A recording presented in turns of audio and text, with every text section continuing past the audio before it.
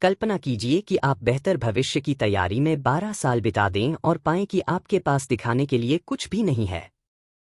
यह आज भारत में कई छात्रों के सामने आने वाली कठोर वास्तविकता है।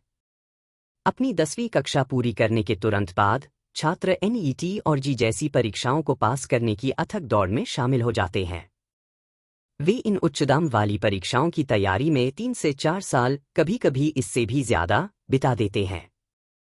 लेकिन अगर वे सफल नहीं होते हैं तो क्या होगा? कई लोगों के लिए इसका मतलब है कि वे एक ऐसे कोर्स के लिए एडमिशन लेते हैं जिसे उन्होंने कभी करने का इरादा नहीं किया था, और 4 साल एक ऐसी डिग्री हासिल करने में बिता देते हैं जो अक्सर किसी भी वास्तविक जुनून को जगाने में विफल रहती है। लेकिन संघर्ष यहीं खत्म नहीं होता है।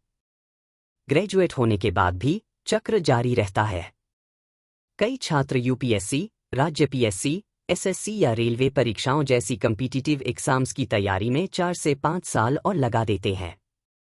28 वर्ष की आयु तक पहुंचने तक वे परीक्षाओं और डिग्रियों की एक श्रृंखला के पीछे 1 दशक से अधिक समय बिता चुके होते हैं और खुद को एक ऐसे मोड़ पर पाते हैं जहां कोई प्रासंगिक कार्य अनुभव नहीं, कोई स्किल्स नहीं और अपने परिवारों से कुछ करने का बढ़ता दबाव।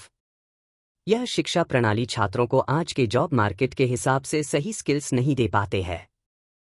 नतीजा ये होता है कि लाइफ के एक महत्वपूर्ण मोड़ पर युवा लोग नौकरी की तलाश में इधर उधर भटकते रहते हैं। भारतीय शिक्षा प्रणाली पर पुनर्विचार करने का समय आ गया है।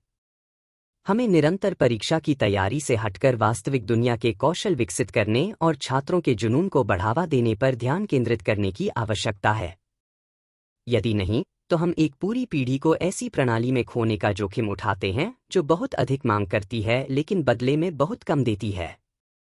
बदलाव केवल आवश्यक ही नहीं है, यह अत्यावश्यक भी है।